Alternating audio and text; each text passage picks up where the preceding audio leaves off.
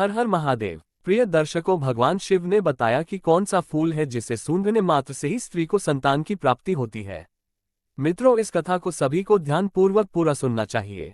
जो माता भगिनी इस कथा को ध्यान से पूरा सुनती है, उन्हें निश्चित रूप से भगवान शिव की कृपा से मनचाहे फल की प्राप्ति है।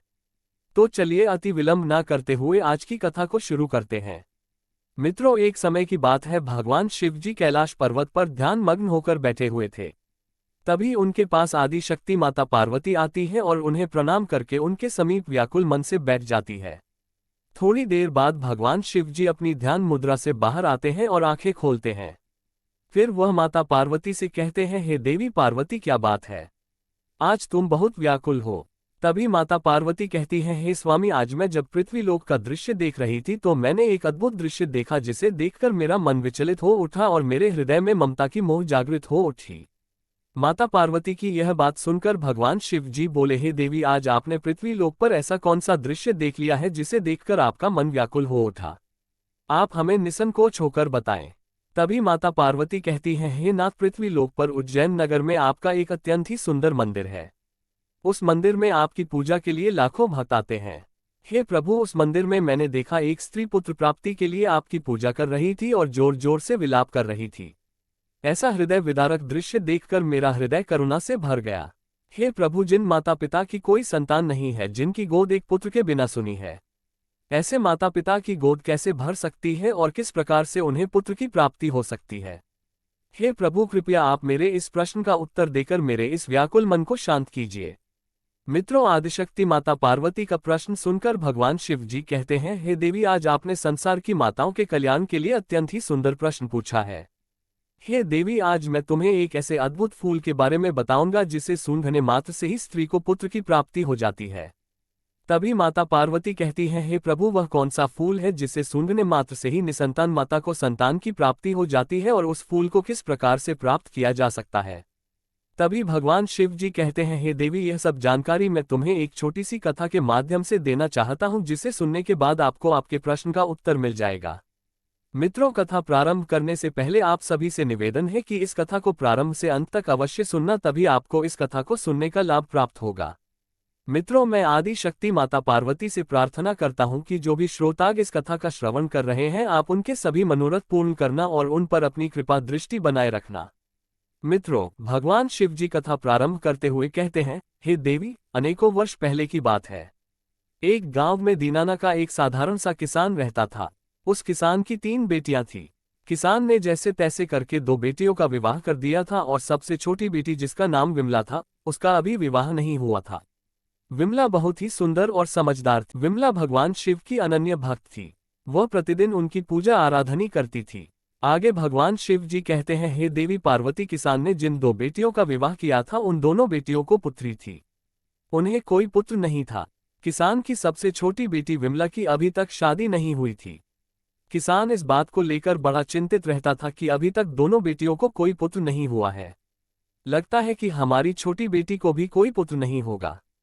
ये सोचकर वह उदास हो जाता था और मन ही मन सोचता रहता था कि जिस प्रकार से मुझे किसी पुत्र की प्राप्ति नहीं हुई है, उसी प्रकार मेरी बेटियों के भाग्य में पुत्र प्राप्ति का सुख नहीं लिखा है। फिर उस किसान ने अपनी बेटी की ओर देखते हुए सोचने लगा, विवाह होने के बाद अगर इसे भी पुत्र की प्राप्ति नहीं हुई तो मैं लोगों को क्या मुंह दिखाऊंगा? लोग पता नहीं मेरे बारे में क्या सोचेंगे। मित्रों, वह किसान जब भी खेतों में काम करने जाता, वह अपनी मदद के लिए अपनी सबसे छोटी बेटी विमला को साथ में लेकर जाता था। एक दिन किसान जब खेत में काम कर रहा था तो गर्मी के कारण उसने अपने कुछ वस्त्र उतारकर खेत के किनारे रख दिए और खेत में काम करने लगा। जब उसका काम खत्म हो गया तो किसान ने अपनी बेटी विमला से कहा, अरे बेटी विमला, जाओ, वहां मैंने जो वस्त्र रखे हैं उन्हें लेकर तो आना जरा। किसान के कहने पर वह कपड़े लाने चली गई। तभी उसने देखा कि उसके पिता के कपड़ों पर एक सर्प कुंडली मारकर बैठा हुआ था। वह उस सर्प को उठाना नहीं चाहती थी, इसलिए वह वापस अपने पिता के पास गई और उसे बताया, पिताजी, आपके कपड़ों के ऊपर तो एक सर्प कुंडली मार करके बैठा। अब आप ही बताइए कि मुझे क्या करना चाहिए? अपनी बेटी की बात सुनकर उस किसान ने अपनी बेटी से कहा, बेटी, उस सांप को वहां से उठाकर सावधानी से फेंक देना और मेरे कपड़े लेकर आना। इतना कहकर वह किसान खेत से घर की तरफ चल देता है। मित्रों, आगे की कथा सुनाते हुए भगवान शिव जी कहते हैं, हे देवी पार्वती, वह लड़की अपने पिता की बात मानकर उस सर्प के पास गई और बहुत ही मधुर स्वर में कहा, हे नागराज सर्व देवता, क्या आपको आराम करने के लिए कोई मुलायम बिस्तर जैसे जगह चाहिए? विमला के मुख से यह बात सुनकर वह सर्प बहुत ही मैत्रीपूर्ण आंखों से विमला की ओर देखने लगा। उस सर्प को देखकर विमला समझ गई कि यह कुछ कहना चाहता है। फिर वह उस सर्प के भाव को समझ गई और उसके लिए घास फूस इकट्ठा करके एक आसन बना दिया और उसके ऊपर उस सर्प को बैठा दिया और फिर उस सर्प से कहा, हे नागराज, अब आप इस मुलायम जगह पर विश्राम करो। इतना कहकर किसान की बेटी विमला अपने पिता के वस्त्र लेकर घर की ओर जाने लगी। तभी उस सर्प ने विमला से कहा, हे सुंदरी, क्या तुम प्रतिदिन मेरी सेवा में आना चाहोगी? मैं जानता हूं तुम्हारे पिता बहुत ही गरीब हैं और वह मुझे दूर फेंकवाना चाहते थे क्योंकि उन्हें उनके कपड़े मिल सके। हे सुंदरी, तुम बहुत साफ हृदय वाली लड़की हो। मैं तुम्हें पसंद करता हूँ। यदि तुम प्रतिदिन मुझे अपने साथ घुमाने ले चलोगी तो मैं तुम्हें बदले में बहुत सारा धन दूंगा। फिर उस सर्प ने अपनी सच्चाई किसान की बेटी से बताते हुए कहा, हे सुंदरी, मैं एक राजकुमार हूँ। साधु महात्मा के श्राप के कारण मैं 3 वर्ष के लिए सर्प बन गया हूँ।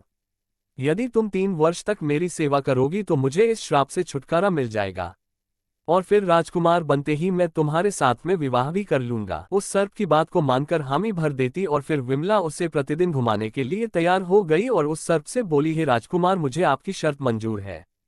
आप जैसा बोल रहे हैं अब मैं वैसा ही करूंगी। इतना कहकर वह उस सर्प को वचन देकर अपने घर चली गई और अगले दिन सुबह उठकर वह अपने पिता के पास गई और बोली, पिताजी, मैंने हर प्रकार का कहना मानती आई हूँ। अपितु मैंने अपनी और आपकी गरीबी देखी है। मैं काफी समय से घर पर रह चुकी हूँ। अब मैं दुनिया में अपनी किस्मत आजमाने जा रही हूँ। कृपया आप मुझे जाने की अनुमति दे दें। अपनी बेटी की यह बात सुनकर किसान को गुस्सा आ गया। वह अपनी जवान बेटी को कहीं नहीं जाने देना चाहता था, इसीलिए उसने अपनी बेटी को जाने की अनुमति नहीं दी। लेकिन किसान की बेटी विमला अपने पिता से जिद करके घर से बाहर निकल गई और उस सर्प से मिलने चल देती है क्योंकि उसने उस सर्प से वादा किया था। थोड़ी देर बाद वह सर्प के पास जा पहुंची। विमला को देखकर वह सर्प बहुत प्रसन्न हुआ और बोला, अब तुम आ गई हो तो मुझे थोड़ा इधर उधर घुमाने के लिए ले चलो। फिर किसान की लड़की ने वैसा ही किया। उसने उस सर्प को अपने साथ लिया, उसे घुमाने के लिए चल देती है। उस सर्प को घुमाने के बाद जब वह उसे लेकर वापस जंगल में आती है तो वह देखती है कि उसके सामने एक शानदार महल जंगल में अचानक से प्रकट हो गया। उस महल में एक बड़ा सा कमरा था जिसमें एक बड़ी मेज थी जो तरह तरह के खाने के व्यंजन से सजी हुई थी। इस प्रकार का खाना उस किसान की लड़की ने अपने पूरे जीवन काल में कभी नहीं देखा था। फिर तो किसान की लड़की ने भरपेट खाना खाया। खाना खाने के बाद वह सोने के लिए अपने बिस्तर पर चली गई और फिर रोजाना हर दिन वह 1-2 घंटे के लिए उस नाग को अपने साथ रखती। उसके बाद महल में जाती जहां उसके लिए सब कुछ तैयार किया जाता था और उसके लिए महल में शानदार व्यवस्था की जाती थी। इस प्रकार धीरे धीरे 1 वर्ष बीत जाने के बाद एक दिन किसान की बेटी ने उस सर्प से कहा, हे नागराज, मैं बहुत दिनों से अपने परिवार दूर हूँ। अब मुझे उन्हें एक बार मिलना है। विमला की बात सुनकर उस सर्प ने विमला को उसके पिता से मिलने की अनुमति दे दी और कहा कि अगले दिन वापस लौट आना। इस प्रकार किसान की लड़की ने अपने पिता और अपनी दोनों बहनों के लिए सोने चांदी के आभूषण और अन्य बहुमूल्य सामान लेकर अपने घर की तरफ चल देती है। कुछ समय बाद जब वह इतना सारा धन लेकर अपने पिता के पास पहुंची तो उसके पिता और उसकी बहनें इतना सारा धन देखकर आश्चर्यचकित रह गई और वह सब जानना चाहते थे कि इतना सारा धन इसे कहां से मिला, इसका मालिक कौन है। लेकिन उस लड़की ने उन्हें कुछ भी नहीं बताया क्योंकि उस सर्प ने विमला को ये बात बताने से मना किया था। मित्रों, किसान ने सच्चाई जानने के लिए विमला से कई बार पूछा लेकिन विमला ने अपने पिता को कुछ नहीं बताया। तभी किसान को क्रोध आ गया और उसने विमला को बहुत मारा पीटा। इतना मार खाने के बाद भी विमला ने कुछ नहीं बताया। अगले दिन सुबह होती ही विमला उस सर्प के पास वापस जंगल में चली गई और फिर उस सर्प को हर दिन 1 या 2 घंटे तक घुमाने ले जाती रही। इस प्रकार दूसरे वर्ष के अंत में एक बार फिर वह अपने पिता और अपनी बहनों से मिलने गई और इसी प्रकार तीसरे वर्ष के अंत में भी मिलने गई। जब किसान की लड़की तीसरी बार उस सर्प को छोड़कर के अपने पिता और अपनी बहनों से मिलने के लिए गई तो जाने से पहले सर्प ने विमला से कहा था कि तुम आज ही लौट आना, कल तक अपने पिता के घर में मत रुकना। सर्प की बात सुनकर वह लड़की उससे वचन देकर के उस सर्प को छोड़ के चली गई। उधर जब वह लड़की अपने पिता के पास पहुंची तो उसके पिता और उसकी बहनों ने इस बात पर जोर दिया कि जो धन वह अपने साथ लेकर आती है उसका असली मालिक कौन है और तू किसके यहाँ पर काम करती है। अपने पिता और बहनों के पूछने पर विमला ने उन्हें कुछ भी नहीं बताया। इस बात से उसके पिता को गुस्सा आ गया और उसने विमला को एक कमरे में ले जाकर बंद कर दिया। जैसे तैसे करके विमला कमरे से बाहर निकली और भागते हुए जंगल में जा पहुंची। लेकिन जब तक वह घर से जंगल में लौटी तब तक बहुत देर हो चुकी थी। वह सर्प अब वहां पर नहीं था। वह घबरा के इधर उधर उस सर्प को खोजने लगी। उसने जंगल में सभी जगह देखा किंतु उसे वह सर्प नहीं मिला और जिस महल में वह उस सांप के साथ रहती थी वह भी गायब हो चुका था। मित्रों, जब वह अपने पिता के घर गई थी उसी दिन उस सांप के श्राप के 3 वर्ष पूरे हो गए थे और वह सांप फिर से राजकुमार के रूप में बदल गया था और वह अपने राज्य को वापस चला गया था। इधर उस सांप को जंगल में न पाकर विमला बहुत दुखी होती है और अपनी दोनों बहनों और पिता को कोसने लगती है। आज अगर मेरे पिता और बहनों ने मुझे बंदी न बनाया होता तो नागराज रूपी राजकुमार मेरे पास हमेशा के लिए होता। फिर वह अपने मन में निर्णय लेती है कि वह उस सर्प को खोज कर रहेगी, चाहे जो हो जाए। मित्रों, इतना सोचकर वह उस सर्प को खोजने के लिए चल देती है। उस सर्प को ढूंढते ढूंढते उसे जंगल में एक झोपड़ी मिलती है। वह उस झोपड़ी के पास पहुंचकर आवाज लगाती है। तभी उसके अंदर से एक बुढ़िया निकलकर बाहर आती है। विमला ने उस बुढ़िया से रात रुकने के लिए आश्रय मांगा और बुढ़िया को सारी बात बताई। फिर बुढ़िया ने उसका बहुत ही प्रेम से स्वागत किया, उसे रहने के लिए आश्रय दिया। अगले दिन जब वह बुढ़िया से विदा लेकर जाने लगी तो बुढ़िया ने विमला को 3 सेब दिए और बताया कि पहले सेब में एक सोने की थाली है, दूसरे सेब में सोने की अंगूठी है और तीसरे सेब में एक नवरत्नों से जड़े हार है। उसने सेब देते हुए आगे का रास्ता उस किसान की बेटी को बता दिया जिससे कि वह राजकुमार तक पहुंच सके। उसके बाद विमला ने उस बूढ़ी औरत का धन्यवाद किया और वहां से आगे बढ़ गई। इस प्रकार किसान की लड़की तीनों सेबों को लेकर के आगे निकल पड़ी। चलते चलते उसे रास्ते में एक बर्फ का पहाड़ मिला। उस पहाड़ को देखकर वह भयभीत हो गई। उसे समझ में नहीं आ रहा था कि वह कैसे इस बर्फ के पहाड़ को पार करे। तभी उसे कुछ ही दूरी पर एक लोहार दिखाई दिया। वह उस लोहार के पास जाकर मदद मांगने लगी। लोहार को उस पर दया आ गई और उसने पहाड़ पर चढ़ने के लिए उसे एक औजार बनाकर दे दिया। औजार के सहारे उसने पहाड़ पार कर लिया। मित्रों, पहाड़ पार करते ही विमला को एक अत्यंत ही सुंदर राज्य दिखाई दिया जहां पर वह राजकुमार रहता था। मित्रों, यह उसी राजकुमार का राज्य था जो श्राप के कारण सर्प बना हुआ था, जिसे विमला प्रतिदिन जंगल में घुमाने ले जाती थी। इधर वह राजकुमार जो था पहले से ही विवाहित था। उसकी एक खूबसूरत पत्नी थी। मित्रों, आगे भगवान शिव जी कहते हैं, हे देवी, उस राजकुमार को सांप से मनुष्य बने हुए कई वर्ष बीत गए थे, इसलिए वह उस किसान की लड़की विमला को भूल गया था। उस राजकुमार की कोई संतान भी नहीं थी, लेकिन उसकी जो पत्नी थी वह सारी संपत्ति अपने परिवार वालों को दिलवाना चाहती थी, क्योंकि उसे राजकुमार से ज्यादा अपने घर परिवार वालों से मोह था। इधर राजकुमार भी पुत्र के ना होने से बहुत ज्यादा चिंतित था। जब किसान की बेटी को ये सब बातें पता चली तो वह सूत काटने वाली का वेश धारण करके महल के अंदर चली गई और रानी से काम मांगने लगी। रानी ने ये सोचकर उसे काम दे दिया कि यह सूत काटने वाली है और रोजाना महल में रह करके हमारे लिए मखमल के बिस्तर बना दिया करेगी। मित्रों, फिर वह रानी विमला को महल में काम पर रख लेती है। काम मिलने के बाद विमला ने पहले दिन वाला सेब फोड़ा जो उस बूढ़ी औरत ने उसको दिया था। जैसे ही उसने सेब फोड़ा उसमें से सोने की एक थाली निकली। जब रानी ने उस थाली को देखा तो उसे वह थाली बहुत पसंद आ गई। रानी ने विमला से कहा कि हे दासी, मैं तुम्हारी ये थाली तुमसे खरीदना चाहती हूँ। रानी की बात सुनकर विमला ने कहा, रानी साहिबा, ये थाली मैं आपको एक ही शर्त पर दे सकती हूँ। यदि आपको मेरी शर्त मंजूर है तो बताइए। तभी रानी ने विमला से पूछा, हे दासी, तुम्हारी क्या शर्त है, बताओ मुझे। तो विमला ने अपनी शर्त बताते हुए कहा, रानी साहिबा, अगर आप मुझे एक रात के लिए अपने पति के साथ सोने दोगी तो ही ये थाली मैं आपको दे दूंगी। आप मुझे क्षमा करें किंतु मेरी यही एक शर्त है। रानी ने विमला की बात मान ली क्योंकि उसे वह सोने की थाली बहुत पसंद थी। फिर क्या था मित्रों, जैसे ही शाम हुई रानी ने राजा को नींद की औषधि दे दी और इस प्रकार से राजा को गहरी नींद आ गई और वह सो गया। फिर राजा के सो जाने के बाद रानी किसान की लड़की को राजा के शयन कक्ष में ले गई और राजा के पास छोड़कर चली आई। उधर किसान की लड़की विमला राजा के समीप जाकर बिस्तर पर बैठ गई और फूट फूट कर रोने लगी और कहने लगी, हे राजकुमार, आपने मेरे साथ क्यों छल किया? मैंने 3 साल तक आपकी सेवा की है। तुम्हारी वजह से मुझे अपने पिता और बहनों से मार और कठोर शब्द सुनने को मिला मुझे तथा बर्फ के पहाड़ पर चढ़कर तुम्हारे पास आना पड़ा। तुम मेरा यह उपकार कैसे भूल सकते हो? आपने मुझसे शादी का वादा किया था।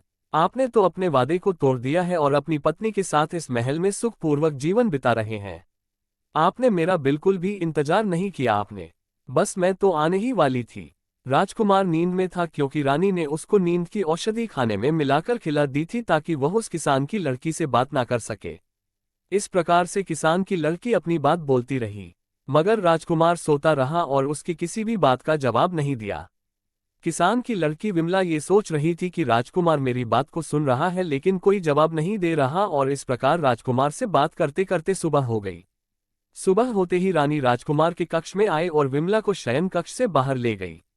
मित्रों, राजा इतनी गहरी नींद में था कि उसे कुछ भी समझ नहीं आया। अगले दिन विमला ने दुखी होकर दूसरा सेब लिया और उसे फोड़ा तो उसमें से हीरे की अंगूठी निकली जो देखने में बहुत ही सुंदर थी। जब रानी ने उस अंगूठी को देखा तो उसके मन में लालच आ गया और उसने विमला से उसे बेचने के लिए कहा। तभी विमला ने फिर से रानी के सामने वही शर्त रखी। रानी ने विमला की शर्त मान ली और उसे ले जाकर राजकुमार के कक्ष में छोड़ दिया। सब कुछ पहली रात की तरह ही हुआ। राजकुमार नींद की औषधि खाने की वजह से गहरी नींद में सो रहा था क्योंकि रानी ने दूसरी रात भी राजा को नींद की दवा खाने में मिलाकर खिला दी थी। किसान की बेटी विमला फिर से राजकुमार के सामने अपना वही वृतांत सुनाने लगी और जोर जोर से रोने लगी। इस बार राजकुमार का प्रधान सेवक किसान की बेटी की यह सब बात चुपचाप सुन रहा था। अगले दिन जब सुबह हुई तो राजकुमार के प्रधान सेवक ने राजकुमार को रात में उसके साथ हुए सारे किस्से को सुना दिया। ये बात सुनकर राजकुमार को बहुत आश्चर्य हुआ और उसे अपना किया हुआ वादा याद आ गया।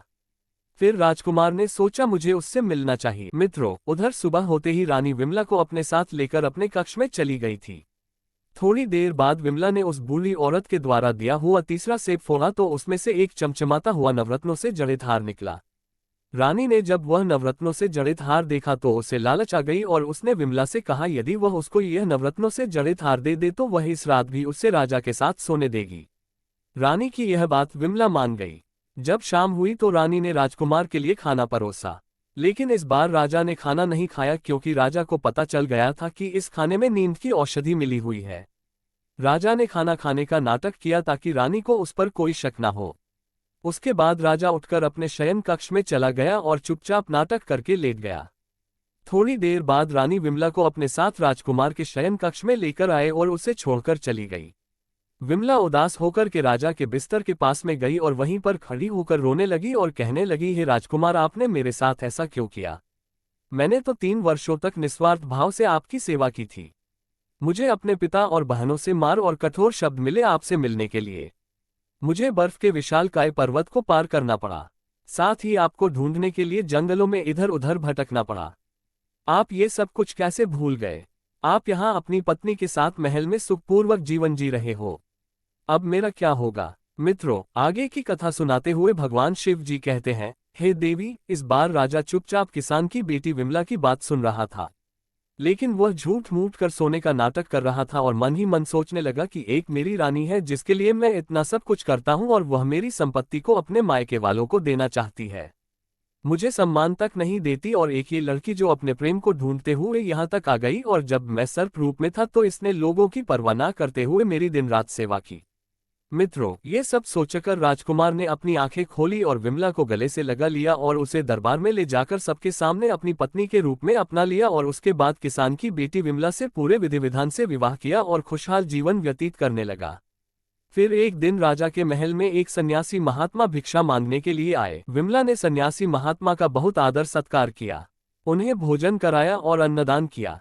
विमला की सेवा भक्ति से प्रसन्न होकर साधु महात्मा ने कहा, हे पुत्री, मैं तुम्हारी सेवा भक्ति से बहुत प्रसन्न हुआ, मांगो तुम्हें क्या चाहिए? तभी विमला ने हाथ जोड़ते हुए कहा, हे महात्मा जी, भगवान की कृपा से मेरे पास सब कुछ है, किंतु फिर भी आप मुझे कुछ देना चाहते हैं तो पुत्र प्राप्ति का शुभ आशीर्वाद दीजिए। विमला के पूछने पर साधु महात्मा ने कहा, हे पुत्री, तुम चिंता मत करो, आज मैं तुम्हें एक ऐसे फूल के बारे में बताने जा रहा हूँ जिसे सूंघने के बाद स्त्री को पुत्र की प्राप्ति होती है।